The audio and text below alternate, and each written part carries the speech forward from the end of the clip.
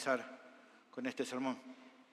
Vamos a leer Filipenses capítulo 1, versículo 6, un solo versículo para comenzar este sermón.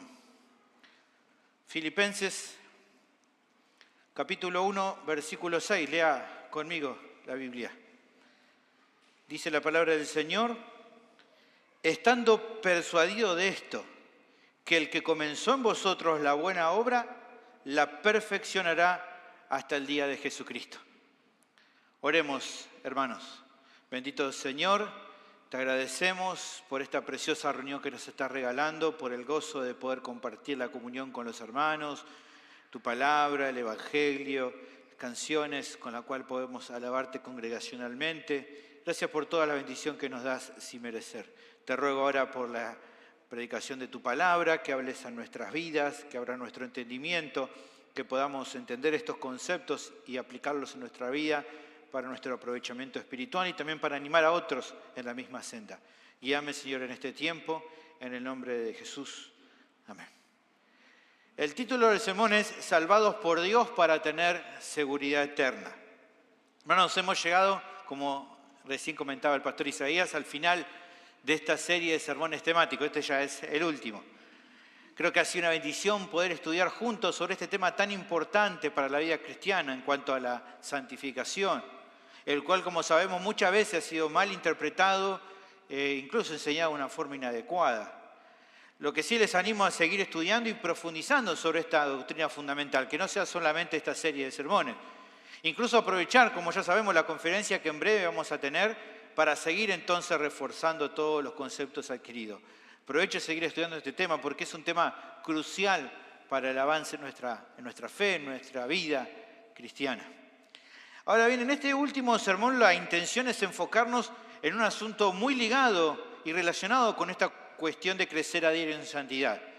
El asunto es cómo es que esto colabora de manera central en cada creyente para que tengan certeza en cuanto a su salvación personal. Ahora, ¿por qué esto es tan necesario? Bueno, digamos que una seguridad duradera y plena, una certeza en cuanto a nuestra salvación, es una gracia dulce en la vida de los hijos de Dios. Creo que justamente una de las mayores bendiciones que un pecador redimido puede recibir junto con el perdón de sus pecados, con la salvación, es una seguridad cada vez mayor de que estamos en Cristo. Porque justamente este es un tesoro que el pueblo de Dios puede y debe buscar disfrutar. Y eso lo vamos a ver un poquito en el día de hoy.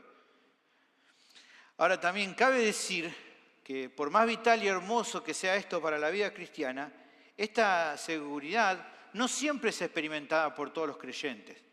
O dicho de otra manera, no todo creyente verdadero posee el consuelo de la certeza en cuanto a su salvación.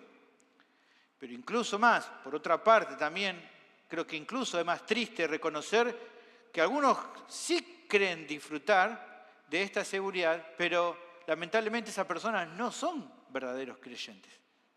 Eso creo que es lo más terrible de todo. Dado entonces que esta es un área tan vital de nuestro caminar con Cristo, necesitamos entonces saber cómo tratar bíblicamente con este asunto y en particular también considerar cómo tratar con las dudas que le surgen a todo creyente en algún momento de su vida en cuanto a la certeza de su salvación. Entonces, de acuerdo a eso, vamos a revisar tres cuestiones centrales en el día de hoy. Primero vamos a comprender las dificultades que pueden aparecer en la búsqueda de esta certeza y luego vamos a repasar las dos bases centrales sobre las cuales se afirma la seguridad del creyente justamente de su salvación. Eso es todo lo que vamos a ver en el día de hoy con la ayuda del Señor en este último sermón temático de esta serie.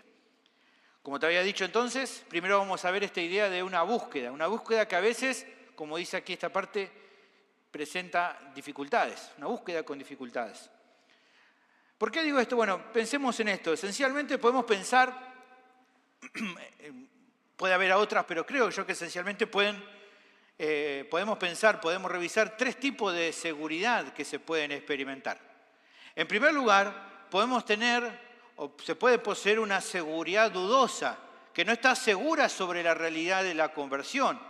Cuando alguien comienza a cuestionar la verdad del Evangelio o lucha por discernir el estado de su propio corazón, en ocasiones puede que el peso de esta duda aplaste su alma, le genere mucha conflicto, aflicción.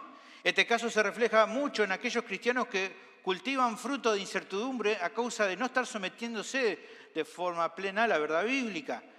Para otros, también dentro de este ámbito, la lucha con la incredulidad se intensifica cuando vienen las pruebas o cuando las cosas no salen como esperaban.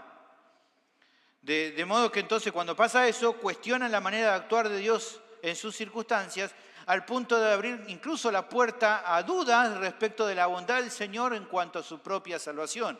Si tengo duda en cuanto a si Dios es bueno conmigo por la cosa que estoy pasando, puedo llegar hasta pensar, ¿será que Dios realmente me ha salvado? ¿Está preocupado por mí? ¿Será que realmente me ama? Todas estas dudas se generan. También dentro de este ámbito, de este primer ámbito, están aquellos que no tienen dudas sobre la veracidad del Evangelio, pero sí tienen multitud de preguntas sobre la autenticidad de su fe. Seguramente le ha pasado a tratar con alguien que es nuevo en la fe y tiene muchas dudas en cuanto a su fe. Saben que la Biblia es verdadera, saben que Dios es bueno, pero no pueden discernir en sus propios corazones si de verdad han creído en este Dios que nos enseña la palabra, es verdadero y es bueno. Generalmente, a causa de pensamientos errados o de una conciencia cargada, el alma en duda no tiene confianza ni claridad cuando se trata de la salvación. Así que este sería como el primer caso. Ahora, aunque este tipo de seguridad, como digo, dudosa, es una experiencia triste para muchos, no se compara con el segundo caso. ¿Cuál sería ese segundo caso de seguridad? Bueno, lo que llamamos, o que llamo la seguridad engañada. ¿Qué es esto? Bueno, una seguridad que simplemente supone seguridad, pero sin ninguna pregunta, sin ningún cuestionamiento de eso. Bueno, este tipo de seguridad claramente creo que es la peor porque es mortal. Es aquella clase de persona que exteriormente dice ser cristiana, pero que en realidad verdaderamente permanece muerta todavía, muerta en delitos y pecados. Se les dijo, por ejemplo, es el caso de muchas personas, que repitieran una oración y que con eso ya alcanzaba. Y se fueron, ¿no? Y viven su vida diciendo, bueno, yo soy cristiano porque un día alguien me hizo repetir la oración del pecador y con eso se quedan. O tal vez se les enseñó acerca de la justificación por fe, de que solo había falta creer y arrepentirse y lo recibieron con gozo a esta idea, pero que luego los peligros de la falsa conversión y de la apostasía nunca se le han pasado por la mente, o porque nadie se los dijo, o porque no atendieron cuando sí se lo explicaron. Como sea que fuera, a raíz de este engaño en su corazón, esas personas se niegan a examinarse a sí mismos, sin importar cuánto pecado puede caracterizar su vida. Dicen, no, yo no tengo nada que examinar, yo sé que soy cristiano y punto.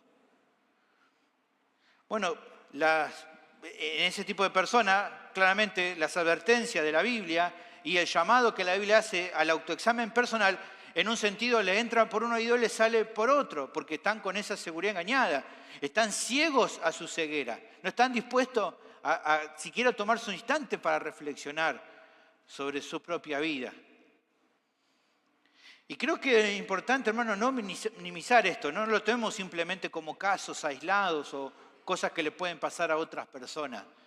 La seguridad engañada no es solo una posibilidad de la que debemos estar conscientes, sino que es un patrón mucho más común de lo que pensamos. Y en muchas personas que realmente están con esta situación. Y si te queda en duda de pensar que esto puede ser así, bueno, mira, consideremos, por ejemplo, la enseñanza de Cristo en la famosa llamada parábola del sembrador. ¿Usted la conoce? Marcos capítulo 4, versículo 3 al 8. Leámoslo para repasar esta famosa parábola que da Jesús. Decía Jesús, oíd, he aquí el sembrador salió a sembrar. Y al sembrar, aconteció que una parte cayó junto al camino y vinieron las aves del cielo y la comieron. Otra parte cayó en pedregales, donde no tenía mucha tierra, y brotó pronto porque no tenía profundidad de tierra. Pero salido el sol, se quemó, y porque no tenía raíz, se secó. Otra parte cayó entre espinos, y los espinos crecieron y la ahogaron, y no dio fruto. Pero otra parte cayó en buena tierra, y dio fruto, pues brotó y creció, y produjo a 30, a 60 y a 100 por uno. En esta historia claramente vemos 4 corazones que fueron juntamente confrontados con la semilla del Evangelio, pero por lo que vemos en la historia, solo uno de esos terrenos dio el fruto duradero de la salvación genuina. Solo en uno hubo los frutos esperables, por así decirlo, si pensábamos en esos terrenos como los corazones de las personas. Pero aunque solo en uno dio fruto, si miramos en más detalle, podemos ver algo más en esta parábola. ¿Qué cosa? Que si bien en uno dio fruto, si nos ponemos a pensar, hubo 3 casos de 3 terrenos donde comienza a dar fruto, pero luego finalmente se alejan de Dios, o sea, no dan un fruto duradero. En uno no hubo nada de fruto, no pasó nada, en otros 2 parecía que pasaba algo y después no pasó nada, y en solo uno aconteció realmente una obra poderosa de salvación. Ahora, esto no significa que exactamente 2/3 de las personas en el mundo que profesan a Cristo no sean verdaderamente salvas, no es lo que apunta en esto el Señor aquí. Pero sí claramente revela con esta historia que los engaños mellizos de la falsa conversión y de la seguridad engañosa no son solamente posibles, sino que sin duda están presentes. Sin duda hay muchas personas que se dicen cristianas y son como estos terrenos que mencionamos, los terrenos que parecían fertilizar, pero que al fin y al cabo pasó el tiempo y no mostraron un fruto verdadero. Si Jesús está dando este caso y muestra claramente muchos más casos de lo que llamaríamos falsas profesiones de fe, falso fruto que no fue duradero, nos debe llamar la atención porque mucha gente está en esta situación, mucha que se dice cristiana. Ahora, finalmente, ¿no? A pesar de que existan seguridades dudosas, como dijimos, o engañosas, es claro también afirmar que los verdaderos creyentes, en un tercer caso, pueden también tener una seguridad muy real y definitiva, una certeza verdadera, sana en cuanto a su salvación. Podemos experimentar una convicción inamovible de la veracidad del Evangelio, así como también una confianza personal en su poder para nuestra vida diaria. Ahora, cuando tu alma posee esta seguridad bíblica genuina, tenés confianza en el Evangelio y claridad acerca de tu propia fe. Tengamos presente esto, hermanos. La palabra de Dios demuestra completamente que podemos tener una confianza completa y bíblicamente fundamentada de que estamos en una relación correcta con Dios. Y vamos a verlo hoy un poco desarrollado esto. Dios provee esto, que podamos tener esta realidad subjetiva, esta certeza subjetiva de que estamos en una buena relación con Dios. Recordemos, para ver que esto es así, que Pablo pudo afirmar, por ejemplo, que para el creyente que está en Cristo ya no hay ninguna condenación. En Romanos capítulo 8, versículo 1. Asimismo también el apóstol Juan escribió su evangelio para mostrarnos cómo ser salvos, allí en Juan capítulo 20, versículo 31. Y luego escribió su primera epístola para darnos seguridad de nuestra salvación, como vemos, por ejemplo, en 1 Juan 5:13. Por lo tanto, hermanos, no es ningún signo de madurez sufrir innecesariamente por la incertidumbre de la falta de seguridad. No es que somos más maduros por estar todo el tiempo dudando de si somos salvos o no. Nada que ver. Nada que ver. Porque justamente este nivel de confianza espiritual es a la vez un don misericordioso del Señor y, como vamos a ver también hoy aquí, una responsabilidad personal que todo creyente debe perseguir. Debemos buscar justamente llegar a tener esta certeza. No es algo imposible para el cristiano, como vamos a ver en los textos más adelante. O para formularlo de otra manera, la fidelidad de Dios en Cristo, justamente la base objetiva de la seguridad, lo que Dios ha hecho por nosotros, mientras que justamente la fe permanente, fructífera y humilde del creyente es la base subjetiva de esta certeza, lo que nosotros tenemos que buscar. Y hoy vamos a ver varias veces esta conexión entre lo que Dios hace por nosotros y lo que nosotros tenemos que hacer para poder lograr tener esta certeza. Al mirar entonces las promesas de Dios con fe humilde y obediente, las dudas que podemos tener en un momento pueden ser eclipsadas por la esperanza y se puede evitar cualquier tendencia a una presunción dudosa, como vimos, o una presunción errada de nuestra salvación. Ahora, al considerar esta tercera seguridad, podemos declarar, como recién decía, que es posible que sepamos genuinamente que hemos sido escogidos por Dios para salvación. Pero también por lo que te voy diciendo, y vamos a ver también en el desarrollo más adelante, ese conocimiento, esa certeza, no se obtiene de forma pasiva, quedándome tranquilo y diciendo, bueno, ya me va a venir la certeza solo. No funciona así. Bueno, justamente como eso no funciona así, es acá donde podemos ver que la doctrina de la santificación se vuelve tan crucial en la búsqueda de esta seguridad. A través de entender y vivir la santificación en nuestra vida podemos llegar a conocer y a experimentar certeza en cuanto a nuestra salvación. ¿Por qué esto es así? Bueno, porque un esquema bíblico correcto para la santificación nos va dando claridad sobre el estado de nuestras propias almas a medida que vamos creciendo en santidad personal. Porque solo una visión de la santificación que esté arraigada en la gracia eterna de Cristo y regulada por la necesidad de santidad personal es la adecuada para transitar en el delicado equilibrio entre el fundamento objetivo de la seguridad, como decía recién, y los frutos subjetivos de esta seguridad. Y esto parece medio un trabalengua, pero es así. El problema que muchos tienen por el cual, y lo vamos a ver más adelante, el problema que muchos tienen por el cual no pueden tener certeza de su salvación, incluso siendo creyentes genuinos, es porque en muchos casos tienen una pobre o una muy mala comprensión en cuanto a la santificación. Y entonces, al no entenderla y no vivirla adecuadamente, no pueden alcanzar esa certeza que Dios quiere que tengan. De hecho, justamente el apóstol Pedro emplea este mismo paradigma de la vida cristiana en 2 de Pedro, capítulo 1, versículo 1 al 11. El pastor Isaías ya nos estuvo adelantando, tirando un adelanto de esto, pero vamos a verlo. Él, para guiar a sus lectores hacia una seguridad definitiva, lo lleva en este texto. Veamos, por favor. Vamos a ver este pasaje. ¿Usted tiene su Biblia ahí? Abre su Biblia también. Acompáñeme un poco la lectura.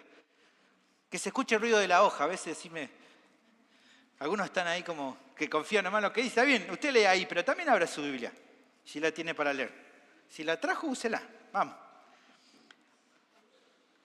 Pedro ahí comienza afirmando su propia confianza en la fe de sus lectores, a los que él dice aquí en este primer versículo 1, del capítulo 1, versículo 1, él los llama a los que habéis alcanzado por la justicia de nuestro Dios y Salvador Jesucristo una fe igualmente preciosa que la nuestra. Así es el versículo 1, usted lo tiene ahí. Para el apóstol, esta confianza comienza con la plena seguridad de la gracia soberana de Dios, que a partir del versículo 3 habla de su divino poder, nos ha concedido todo lo concerniente a la vida y a la piedad, mediante el verdadero conocimiento de aquel que nos llamó, dice ahí, por su gloria y excelencia, por medio de los cuales nos ha concedido sus preciosas y maravillosas promesas, a fin de que por ellas lleguéis a ser partícipes de la naturaleza divina, habiendo escapado de la corrupción que hay en el mundo por causa de la concupiscencia. Así lo que te ve ahí del versículo 3 y 4. Pero Pedro no se queda ahí. Más bien, sobre la base de la provisión misericordiosa de Dios, él llama a sus lectores a buscar diligentemente los frutos de la fe en sus vidas como medio para crecer en gracia y virtud. Arranca con la fe y de ahí empieza a sumar cosas. Fíjense, vamos a leerlo. Pastor Isaías dejó, vamos a leer unos versículos. No, vamos a leerlo todo. Venga, versículo 5. A partir de lo que Dios ha hecho por ustedes, dice ahora, vosotros también, poniendo toda diligencia por esto mismo, por lo que Dios ha hecho por ustedes, añadid a vuestra fe virtud. A la virtud, conocimiento. Al conocimiento, dominio propio. Al dominio propio, paciencia. A la paciencia, piedad. A la piedad, afecto fraternal. Y al afecto fraternal, amor. Porque si estas cosas están en vosotros y abundan, no dejarán estar ociosos ni sin fruto en cuanto al conocimiento de nuestro Señor Jesucristo. Pero el que no tiene estas cosas tiene la vista muy corta es ciego, habiendo olvidado la purificación de sus antiguos pecados. Por lo cual, hermanos, tanto más procurad hacer firme vuestra vocación y elección, porque haciendo estas cosas no caeréis jamás, porque de esta manera os será otorgada amplia y generosa entrada en el reino eterno de nuestro Señor y Salvador Jesucristo. Hermanos, estas instrucciones de Pedro revelan que la certeza de la salvación es alcanzable, pero no es automática. Ven que hay un progreso para alcanzar eso que Dios nos da, que Él nos ofrece como una gracia para los creyentes. La gracia soberana, hermanos, la gracia soberana de Dios no requiere nada de nosotros, pero la certeza personal sí va a requerir diligencia potenciada justamente por la gracia, la resistencia y la fidelidad. De esto se desprende entonces claramente que el llamado y la elección divina son hechos objetivos, algo que Dios ha hecho ya en el cristiano, pero estar seguro de que Él te llama es una realidad subjetiva que debe perseguirse diligentemente. Él es el que llama. ¿Cómo sé si soy llamado? Bueno, debo buscar esa certeza. En conclusión, entonces, podemos definir que hay una diferencia entre la doctrina de la seguridad eterna, que como vamos a ver esto es algo que depende de Dios, y la realidad de la certeza en la vida de un creyente, que es una responsabilidad que tenemos nosotros, obviamente, con la ayuda que Dios nos provee. ¿Se entiende esa diferencia? Es importante entenderla porque justamente esto nos va a dar claridad sobre qué es lo que nosotros tenemos que hacer y qué es lo que nosotros esperamos de Dios, porque muchas veces a causa de nuestra lucha empezamos a confundirnos el camino. La seguridad eterna, como dijimos, enseña que la salvación es eternamente seguro para aquel que cree en Cristo. Esta seguridad descansa en la promesa de la fidelidad de Dios, el poder asegurador de su gracia y su soberanía. Ahora, la certeza del creyente de que es salvo, por otro lado, es la firme convicción de que la gracia de Dios lo ha salvado, que crece con la fidelidad cristiana y que se manifiesta justamente en ¿qué? En una santidad creciente, un cambio de vida, en ser cada día más como Cristo. Pero que debemos decir en cuanto a esto, que también esta certeza puede ser sacudida por una conciencia manchada por el pecado y que también podemos decir que menguará cuando el cristiano sea negligente en el proceso de santificación a causa de su desobediencia a los mandamientos de Dios.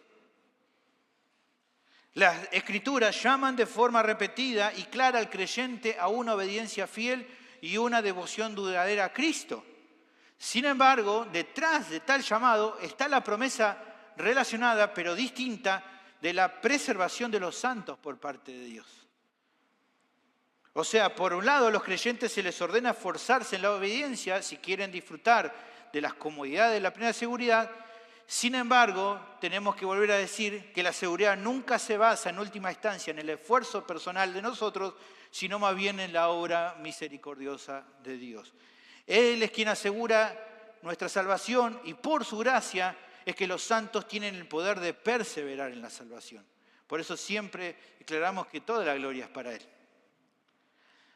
Ahora, a partir de haber considerado estas distintas experiencias que habíamos mencionado, seguridad dudosa, seguridad engañada o seguridad bíblica firme, genuina, vamos ahora a proseguir, como decía recién a continuación, observando las bases de la seguridad personal que descansan tanto en la preservación divina, como les dije, le llamamos a esto el aspecto objetivo, una verdad, algo hecho por Dios, algo que no depende de nosotros, que Él ha hecho, como también en la perseverancia diligente, que es el aspecto denominado como subjetivo, algo que nosotros, con la ayuda del Señor, podemos alcanzar. Vamos a ver estas dos bases. Primero vamos a ver, dijimos, el aspecto objetivo, la preservación divina. Necesitamos entender esta primera parte. Cuando hablamos de seguridad en la salvación, definimos como esto al resultado de la preservación divina, que es la gracia incesante de Dios que mantiene a sus hijos eternamente seguros, protegiendo sus almas y preservando su fe. En otras palabras, la gracia que regenera a los pecadores culpables y los redime es la misma gracia que continúa obrando en la vida de ellos para garantizar que reciban todos los beneficios de la salvación. Es la misma gracia de Dios que nos sostiene. La gracia que inicialmente te justifica asegura también que finalmente vas a escapar de la ira eterna y que vas a disfrutar de forma permanente de una relación reconciliada con Dios. Fíjese cómo lo dice Pablo en Romanos capítulo 5, versículo 9 al 8. Pues mucho más, estando ya justificados en su sangre, por él seremos salvos de la ira. Porque si siendo enemigos fuimos reconciliados con Dios por la muerte de su Hijo, mucho más, estando reconciliados, seremos salvos por su vida. Y no solo esto, sino que también nos gloriamos en Dios por el Señor nuestro Jesucristo, por quien hemos recibido ahora la reconciliación que el Señor ha hecho por nosotros. Los creyentes, predestinados por Dios, comprados por Cristo y sellados por el Espíritu Santo, de acuerdo a esta doctrina, no caerán jamás, sino que son mantenidos en un estado eterno de gracia. Él no nos eligió para que luego nos perdamos. Ahora, en momentos de fe débil o como resultado de una enseñanza deficiente, podríamos vernos tentados a dudar de esta realidad y preguntarnos si la vida eterna es realmente eterna. Como nos dice la Biblia, usted tiene vida eterna, pero si es vida eterna, pero a veces tengo miedo que la puedo perder, pero si entonces la puedo perder no es eterna, no tendría sentido la palabra en sí mismo. Sin embargo, aunque esos momentos existen, la Biblia proporciona justamente razones convincentes y objetivas para no dudar nunca de la certeza, de la seguridad de esta preservación divina. Y hay algunas muy claras razones para confiar en este evento objetivo, en esta verdad objetiva de la preservación divina. Veamos alguna a continuación. La primera razón convincente para tener certeza o seguridad en cuanto a lo que Dios hace para nosotros, para que nuestra salvación sea eterna, es el mismo carácter de Dios. O sea, para empezar, podemos confiar en la seguridad de la preservación divina debido al carácter de Dios, cuya naturaleza y perfección asegura nuestra salvación. Podés estar seguro de que su infinita bondad no se agotará antes de haber cumplido todas las promesas salvadoras que te ha hecho.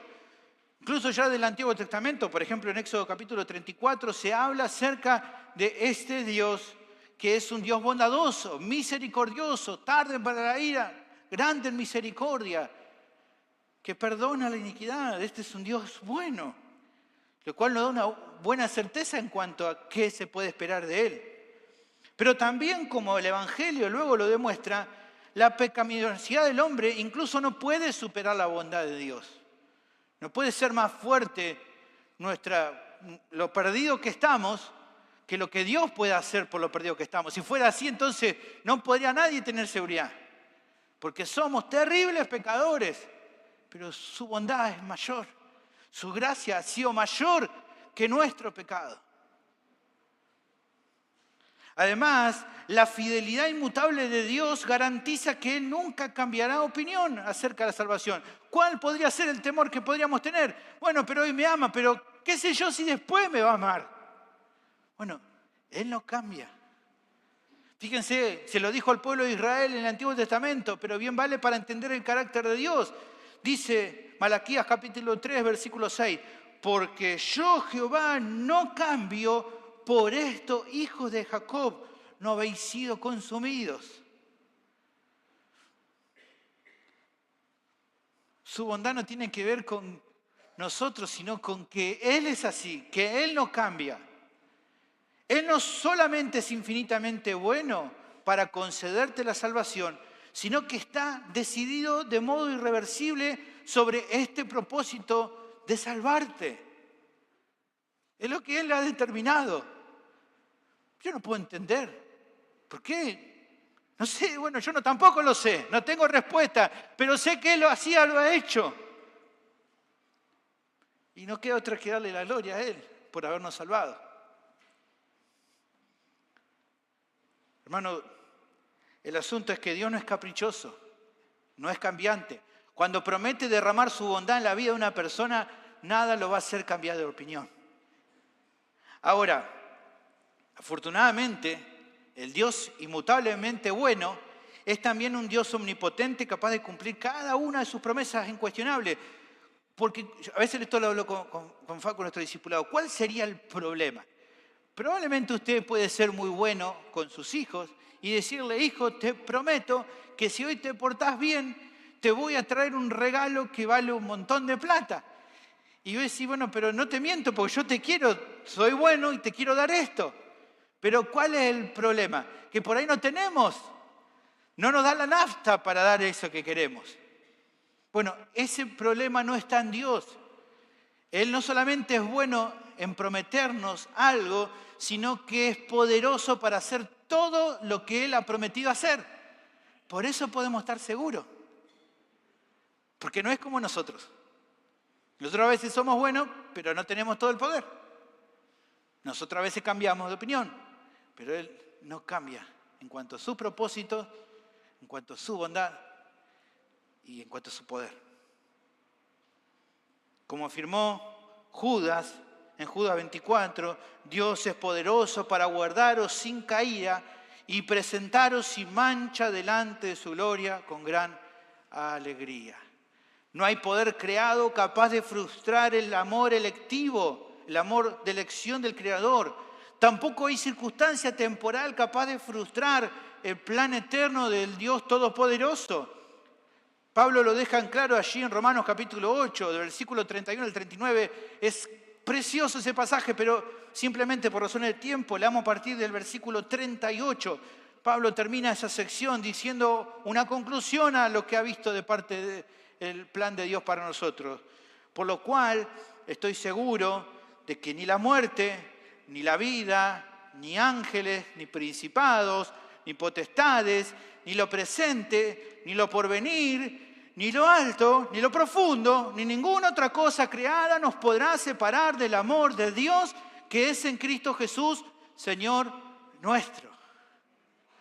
Claro, diga amén, porque es así, es seguro. Mucho tiempo peleé con este pasaje. Siendo joven me enseñaban y decían, bueno, nada nos puede separar, ni ninguna cosa creada. Y alguien me decía, pero vos sí.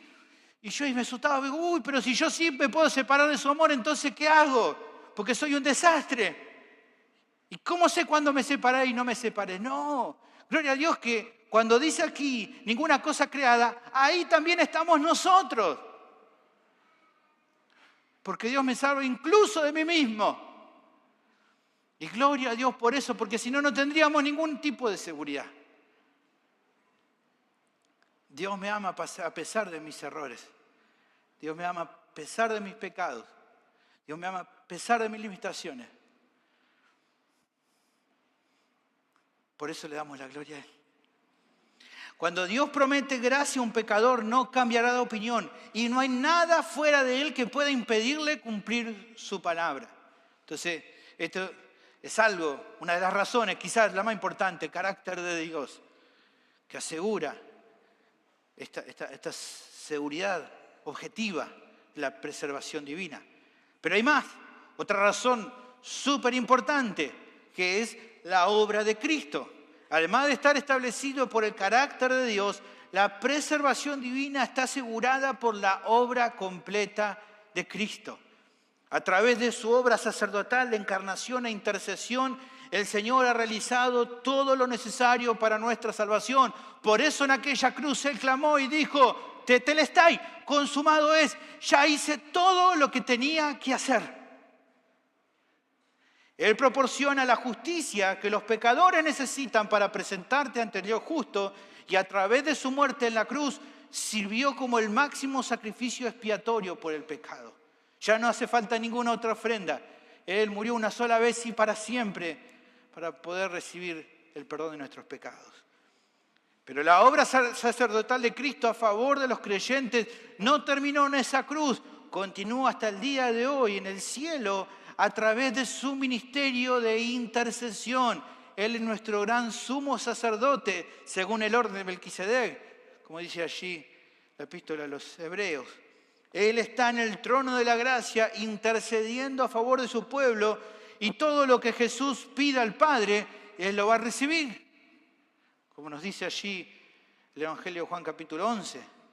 En consecuencia, todos los que el Padre ha dado a Cristo de entre el mundo serán guardados en Él y santificados para la gloria eterna. Como asegura Juan capítulo 17, lea luego esos textos preciosos. Cristo ha hecho todo lo necesario para asegurar la salvación de sus ovejas. Él es el buen pastor que da su vida por las ovejas, que da vida eterna a sus ovejas y que nadie las puede sacar de su mano. Nadie las puede quitar de su cuidado protector. Queda claro, hermanos, que sin la obra de Cristo la seguridad sería imposible porque la salvación sería imposible. Pero Cristo lo ha hecho todo por nosotros. Pero también una tercera razón importante, objetiva, para poder tener seguridad, es el ministerio del Espíritu Santo. Dijimos el carácter de Dios, la obra de Cristo, pero también el ministerio del Espíritu. Junto con el carácter de Dios y la obra de Cristo, la preservación divina está sellada por la obra del Espíritu Santo. En el momento de la conversión, el creyente es bautizado en Cristo por el Espíritu, como dice 1 Corintios 12.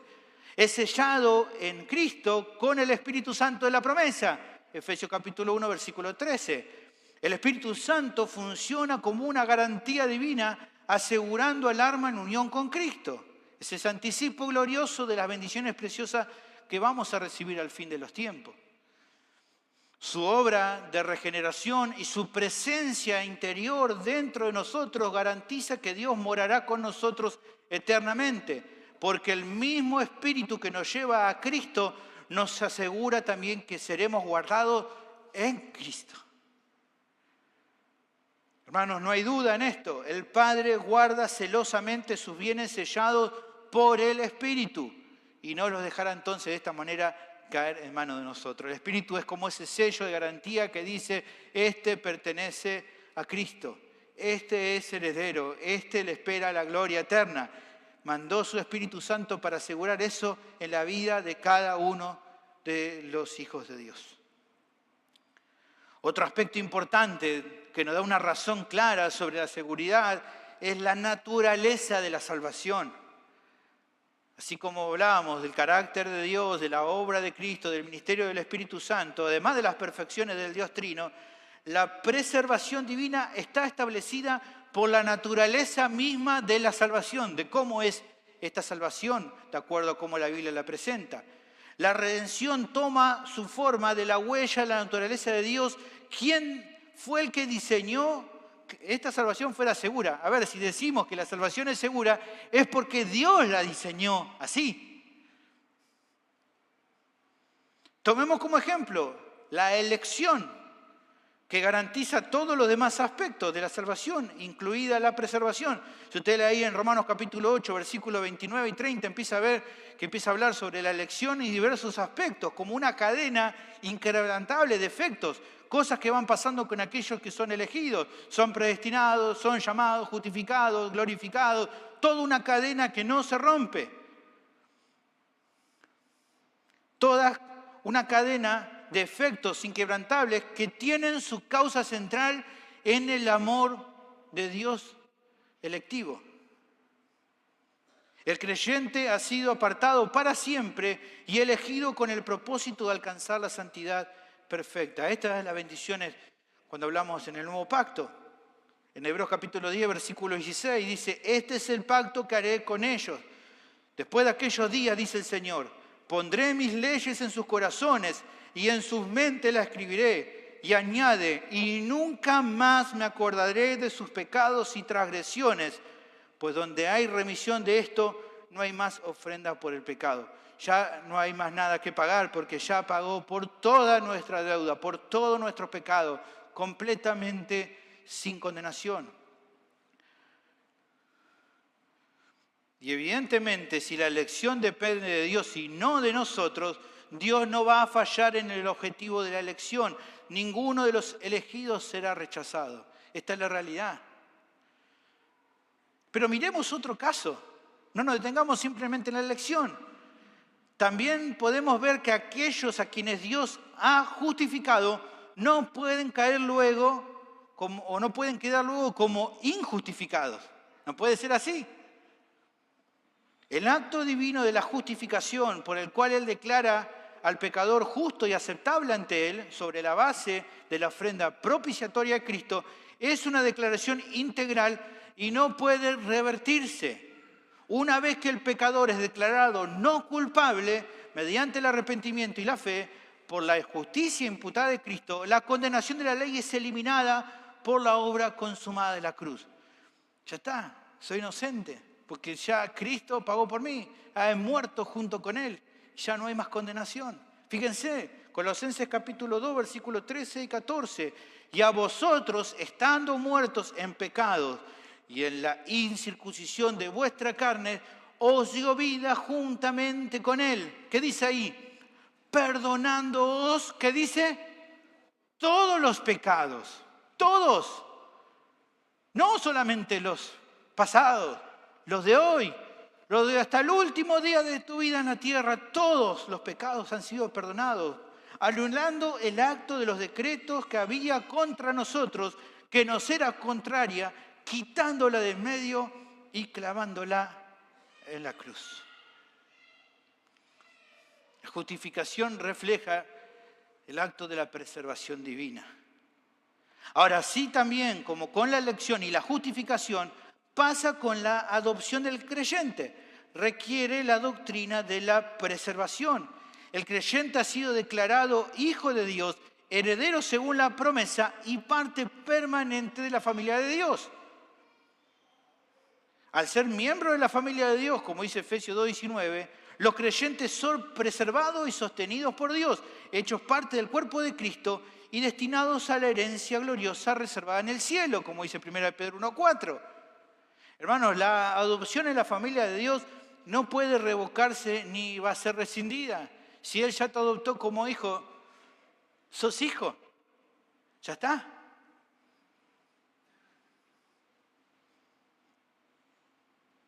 Por último, podemos también notar que cada aspecto de la salvación está ligado a la unión vital del creyente con Cristo, que también sustenta esta doctrina de la preservación.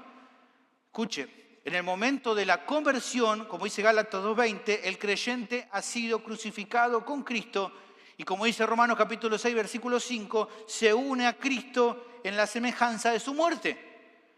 Por lo tanto, entonces, como dice Pablo luego, dado que Cristo resucitó de entre los muertos por la gloria del Padre, como dice Romanos 6:4, la resurrección de todos los verdaderos creyentes es igual de cierta.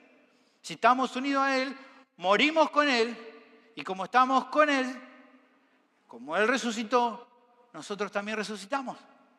No hay duda de esto. La unión con Cristo elimina la condenación de la ley.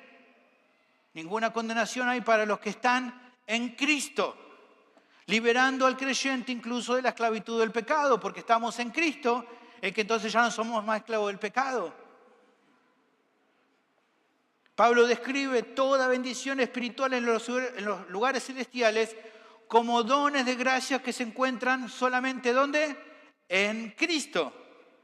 En virtud de nuestra unión con Él, como dice Efesios 1:3. Ser elegido y bendecido en Cristo, entonces es tener garantizada la preservación divina, pues estamos en Él. Nuestra vida, como dice Colosenses 3, está escondido con Cristo en Dios y por eso seremos manifestados con Él en su venida. Por lo tanto, por el diseño y la obra del Dios Trino, la preservación es requerida por justamente la misma naturaleza de la salvación. Es segura porque Dios así lo estableció, porque si no, no cumpliría todo lo que tiene que ver con esta salvación de la que estamos hablando. Así que ya sabemos que debido al carácter de Dios, debido a la obra de Cristo, debido al ministerio del Espíritu Santo, debido a la naturaleza misma de la salvación, tenemos razones importantes, pero hay más. Otra razón importante de la seguridad de esta salvación son las promesas de las Escrituras. Además del carácter de Dios, de la obra de salvación, la preservación divina está confirmada por las promesas de Dios en la Biblia, que no dejan dudas sobre la eficacia o certeza de la salvación. El profeta Jeremías estableció la única razón por la cual los verdaderos creyentes nunca se apartan. ¿Por qué? Bueno, fíjese ahí, Jeremías 32:40. Y haré con ellos pacto eterno, que no me volveré atrás de hacerles bien, y pondré mi temor en el corazón de ellos para que no se aparten de mí. Dios promete que va a hacer eso. Yo lo voy a hacer. Y no ustedes. Pero no solamente lo dice el profeta Jeremías, Jesús mismo también afirmó la suficiencia permanente de su obra salvador, proclamando en Juan capítulo 6, versículo 35, el que cree en mí no tendrá sed jamás. Y que todo aquel que se le haya dado el Padre no va a ser echado fuera. Y que todo creyente verdadero resucitará en el día postrero. Todas declaraciones de promesa de Jesús. No van a tener sed jamás, no van a ser echados fuera, van a resucitar en el día postrero. En pocas palabras, hermanos, la Biblia promete que si te arrepentiste y creíste en Cristo, serás salvo. Ahora, es un gran consuelo para el creyente saber que la salvación no puede perderse ni conservarse por el esfuerzo humano. Porque, hermanos, sabemos que nuestros propios fracasos, que nuestro pecado remanente y que nuestra búsqueda a veces débil de la justicia práctica no pueden frustrar los propósitos salvadores de Dios. Porque la redención se basa en el carácter salvador y el designio santo de este Dios todopoderoso. Ahora, claramente, esto no es motivo para hacer la plancha espiritual en la carrera cristiana, sino justamente un noble sostén que impulsa nuestra fe en los tiempos de prueba y aflicciones. Esta seguridad es esa almohada donde nos recostamos en los momentos de lucha y prueba que tenemos por seguir fieles a Cristo. Así que, hermanos, en Cristo estamos objetivamente seguros. Por lo tanto, podemos confiar, alabarlo y refugiarnos en su obra gloriosa.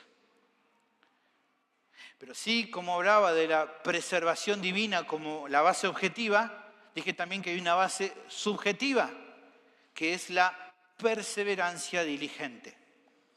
Cuando la Biblia asegura que todos los que invocan el nombre del Señor serán salvos, podemos estar absolutamente seguros de la realidad eterna de esta promesa. Así todo, hermanos, la preservación divina no conduce automáticamente a la certeza personal. Muchos cristianos profesantes que eran o que fueron rebeldes a la palabra de Dios serán condenados en el infierno aunque pensaban que eran salvos. Muchas personas que creyeron de que la salvación era segura se van a ir al infierno igual, sabiendo que la salvación era segura, pero no habiendo en su vida alcanzado esa salvación. Por eso es que, como dice 2 Corintios 13:5, debemos examinarnos a nosotros mismos si estamos en la fe. Si queremos experimentar el descanso precioso de la seguridad personal, debemos exponer a diario nuestras vidas por completo a la verdad de la Escritura en la búsqueda de claridad acerca de nuestras propias almas. ¿Qué significa esto? Bueno, significa que tenés que observar de cerca tu vida para ver si coincide con la descripción de una persona salvada tal y como se encuentra en la Biblia. Mirar lo que la Biblia dice acerca de una persona salva, mirarte vos mismo y decir, ¿coincide o no coincide? No, pero tal persona dice que es cristiana, vive su vida como quiere, pero él piensa que es cristiana. Bueno, me parezco a él, entonces estoy seguro. No, yo tengo que mirar lo que dice la Biblia, de qué es una persona salva, y ver si mi vida es como eso que dice que la Biblia.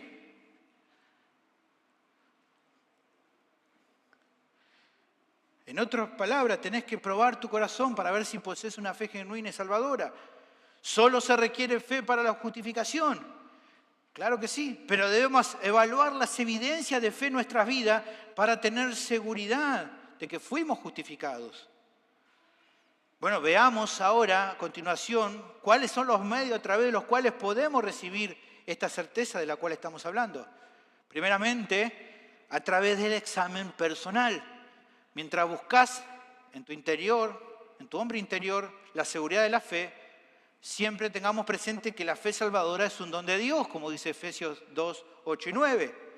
A través de la obra regeneradora del Espíritu Santo, el Hijo de Dios recibe una nueva capacidad para confiar en Cristo y seguirlo. Esta nueva capacidad de fe no es solo el medio por el cual llegás a esta nueva vida, sino también la forma en que el Espíritu mismo, dice Romanos 8:16, da testimonio a nuestro espíritu de que somos hijos de Dios.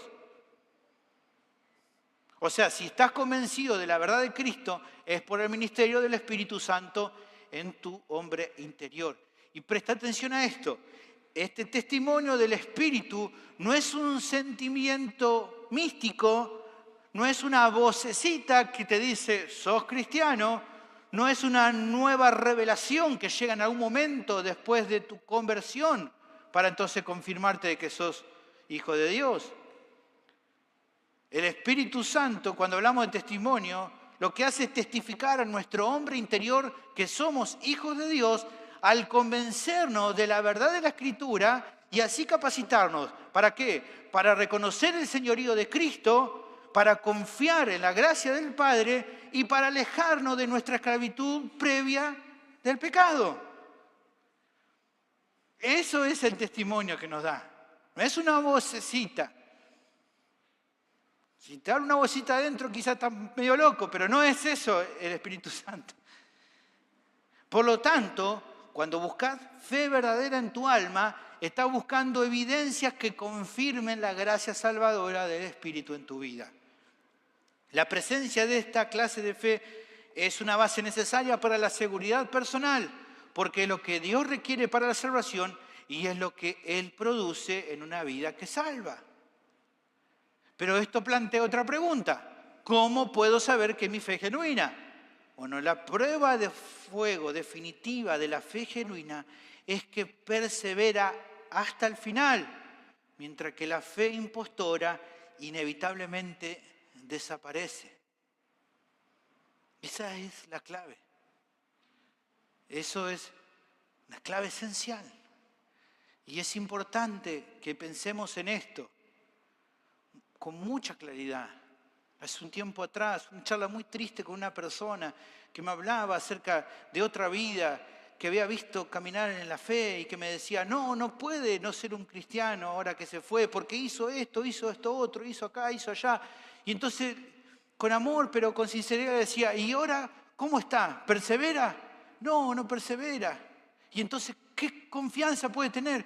Pero todo lo que hizo antes, no importa, si no persevera, no es seguro de que tenga una fe genuina, porque la fe genuina persevera.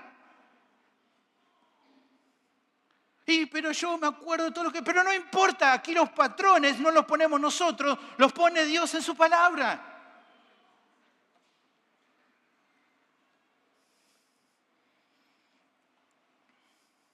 Hermano, examinar la doctrina de la seguridad eterna tal vez podría tentarte a pensar que podés ser pasivo en cuanto a tu fe y despreocuparse por tu resistencia. Quizá incluso algunos se estén preguntando, bueno, pero si Dios me preserva, entonces yo debo perseverar diligentemente. Bueno, la respuesta es sí, claro que sí. Por supuesto.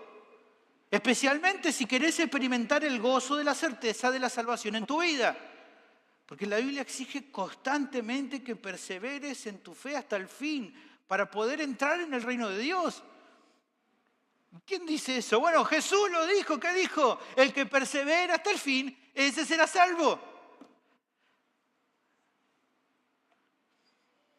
Hebreos 10:36 incluso indica que esta perseverancia incluye la obediencia a la voluntad de Dios. Porque dice, os es necesaria la paciencia para que, habiendo hecho la voluntad de Dios, obtengáis la promesa. Por supuesto, esto también implica que aquellos que no perseveren en una obediencia llena de fe no tienen seguridad de que serán salvos. Esto es precisamente lo que enseña Hebreos 10, 26, 27. Porque si pecaremos voluntariamente después de haber recibido el conocimiento de la verdad, ya no queda más sacrificio por los pecados, sino una horrenda expectación de juicio y de hervor de fuego que ha de devorar a los adversarios. Hermanos, declaraciones como esta se basan en la realidad de que una vida que rechaza la autoridad de la verdad de Dios y que carece de fe en Cristo es claramente un producto de un corazón malo e incrédulo. Simplemente nadie puede alejarse de la devoción a Cristo o rechazar su señorío sobre su vida y esperar luego reinar con Él en la eternidad. No funciona así. La lealtad a Cristo y la sumisión a su voluntad son frutos necesarios de la fe salvadora. Y si te quedan dudas, lee Hebreos 11. Las características de una fe que persevera.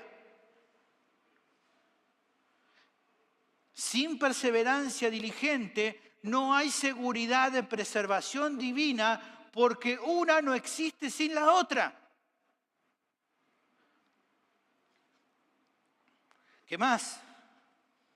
Bueno, a través también, otro medio para tener esta certeza, a través de una fe perseverante.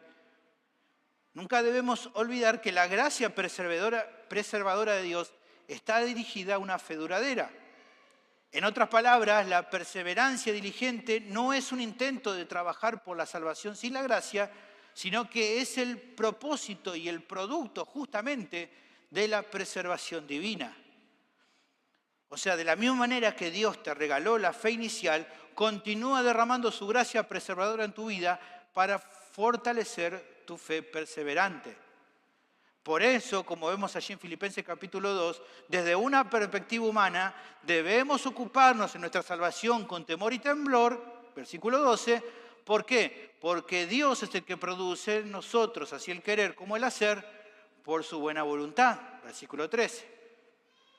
De esta manera, tanto la preservación divina como la perseverancia diligente constituyen el camino a la vida eterna del cristiano. Como dice y hemos leído 2 Pedro 1:11, de esta manera nos será otorgada amplia y generosa entrada al reino eterno de nuestro Señor y Salvador Jesucristo.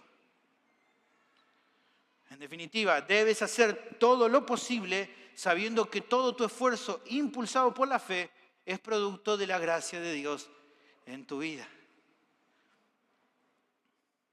La necesidad de perseverancia no implica que puedas mantenerte a salvo por tu propio poder, pero sí significa que donde quiera que esté presente la gracia de la preservación divina, se verán signos de perseverancia diligente. Además, tu persistencia en seguir a Cristo no aumenta ni toma el lugar de la justicia imputada de Cristo como base de nuestra posición ante Dios. La fe perseverante no nos otorga entrada al reino de Dios, pero es tan necesaria para la entrada final al reino como para la fe inicial. Dicho de otro modo, mire, recién, y eso que no hablé con el pastor Isaías, pero dijo exactamente lo mismo. Básicamente, no podemos entrar en el reino de los cielos a menos que, habiendo creído, sigamos creyendo en Cristo. No es solamente una vez creer, es seguir creyendo en Él. Esto de ningún modo contradice a la gracia gratuita del Evangelio. Más bien, la perseverancia diligente es una gracia en la vida de un verdadero creyente que, debido a la preservación divina, nunca puede estar completamente ausente, por lo que es absolutamente esencial para tener seguridad. Y como ya hemos venido viendo en anteriores sermones, hermano Nico nos explicó, Dios no preserva a su pueblo sin medios, utiliza medios para hacerlo. Recordar esta verdad es crucial para comprender cómo funciona la perseverancia en nuestra vida. ¿Qué quiero decir con esto? Bueno, así como la gracia soberana de Dios empleó medios temporales para convertirte en Cristo, así también ha provisto medios de gracia ordinarios para mantenerte en Cristo. Por lo tanto, cuando se trata de preservación, Dios te mantiene de acuerdo con su decreto eterno y por medio de sus instrumentos providenciales, incluida ¿qué cosa? Tu resistencia impulsada por la fe. eso también es uno de los medios que él utiliza. Observe cómo 1 de Pedro, capítulo 1, versículo 3, señala la fe como un medio empleado por Dios. ¿Tiene su Biblia todavía ahí? ¿No la guardó todavía en el bolso?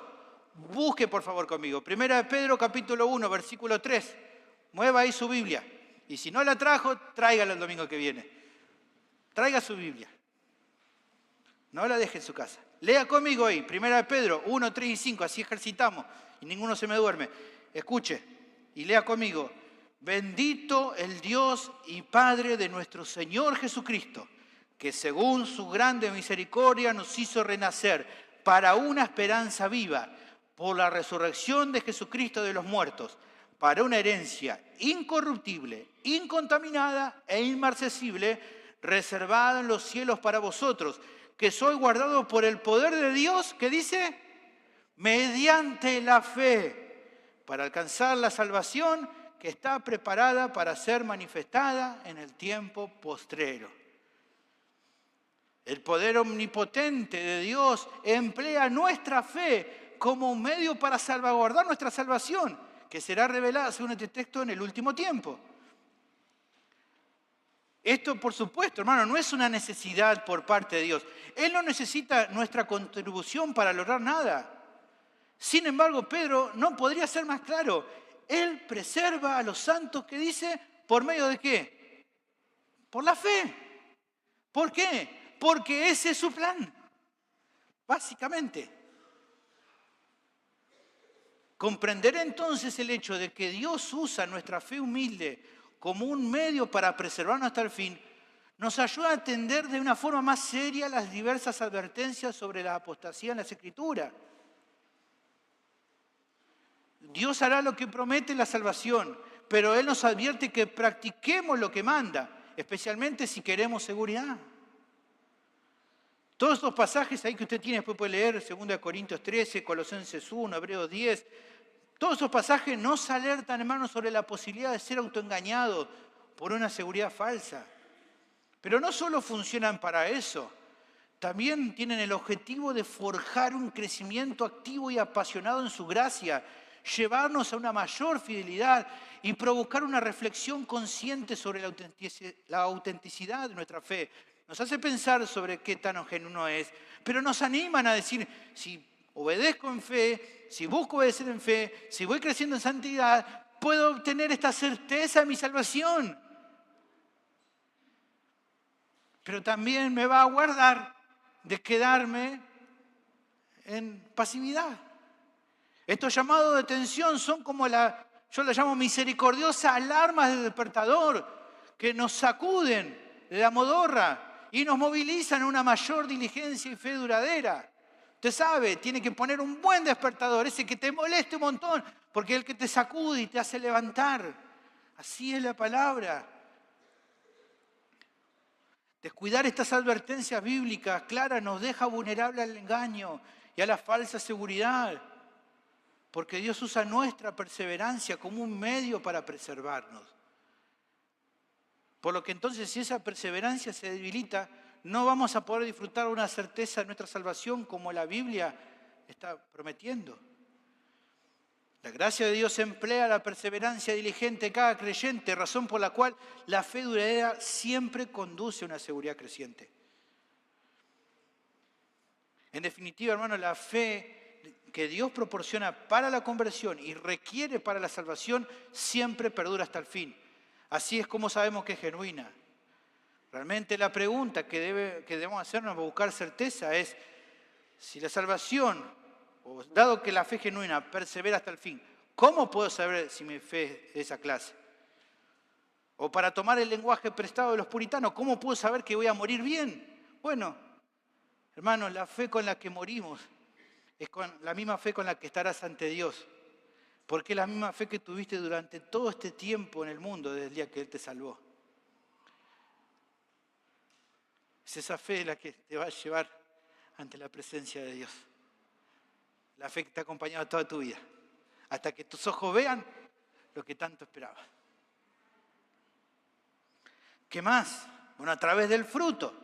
Ahora bien, si la única manera de saber que tu fe va a perdurar fuera esperar hasta llegar a la muerte, Entonces podría ser lógico pensar que la certeza durante este tiempo podría ser imposible, pero no es así. Dios ha diseñado una fe duradera para que se manifieste de otra manera demostrable, de modo que pueda ser probada como genuina hoy, aquí, ahora, en este tiempo, y no esperar hasta el lecho de tu muerte. Específicamente podemos discernir la validez de nuestra fe por su exactitud con la verdad bíblica y con el fruto que en definitiva esta genera. La fe genuina, dada por Dios y salvadora, no solo persevera hasta el fin, sino que también produce frutos de acuerdo con la verdad. Dios lo diseñó de esta manera para que Él sea glorificado por nuestras buenas obras llenas de fe y para que podamos tener certeza en nuestra salvación al ver los frutos de la fe comprobada en nuestras propias vidas. Esto significa que si querés probar el carácter genuino y duradero de tu fe y tener una certeza verdadera, debes buscar una obediencia llena de fe a la palabra de Dios, especialmente en medio de las pruebas y de las tentaciones. La obra de Dios en tu conversión no dejará tu vida como antes. El fruto espiritual siempre acompañará un cambio en tu condición espiritual. Por ende, una vida o espiritualmente ociosa o sin fruto nunca va a conducir a la claridad o la confianza necesaria para la seguridad. ¿Por qué? Porque no hay prueba de que la persona conozca a Cristo si no tiene fruto. Por el contrario, una vida caracterizada por frutos que solo pueden ser provistos por acción del Espíritu Santo demuestra la realidad de la redención en la vida de una persona.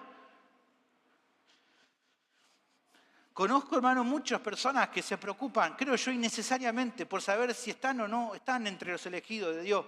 Leen sobre la elección y dicen, pero yo qué sé, pastor, si soy elegido o no. ¿Para qué te preocupas por eso si es algo que depende de Dios, no de vos? Eso no es algo que debe capturar tu atención. Porque si bien, claro que no podemos conocer la voluntad secreta de Dios en cuanto a quiénes son sus escogidos, sí podemos ver las evidencias de su voluntad redentora en nuestra vida. Eso sí lo podemos ver. Eso sí lo que te tiene que preocupar. Y de acuerdo a lo que estamos viendo, el concepto es claro, hermano. Él elige a su pueblo para la santidad, le da gracia para la santidad y ellos obtienen seguridad a través de esa santidad práctica. Si estás creciendo en santidad es porque entonces el Padre te eligió y el Espíritu efectivamente te llamó. Pero si en cambio no estás creciendo en santidad, no tendrás seguridad de que vas a ver a Dios. El fruto, entonces, es necesario para tener seguridad. Por eso Santiago dice, les mostraré la fe, o mi fe por mis obras. En cambio, la fe sin obra está muerta, no es fe verdadera. Cuando la Biblia ordena que te examines para ver si está en la fe, es porque esta es la clase de fe que debes buscar para disfrutar de esa seguridad personal. Ahora, esto no significa de ninguna manera que necesitas como alcanzar algún nivel elevadísimo de fruto de santidad en tu vida antes de poder afirmar de manera creíble que eres cristiano. Pero la presencia y el avance creciente de los frutos demuestra la naturaleza del árbol. Así como un naranjo es reconocido no por sus muchos frutos, sino por el hecho de que dé o no dé naranjas. Si no da naranja, no es naranjo, no es muy difícil de entender.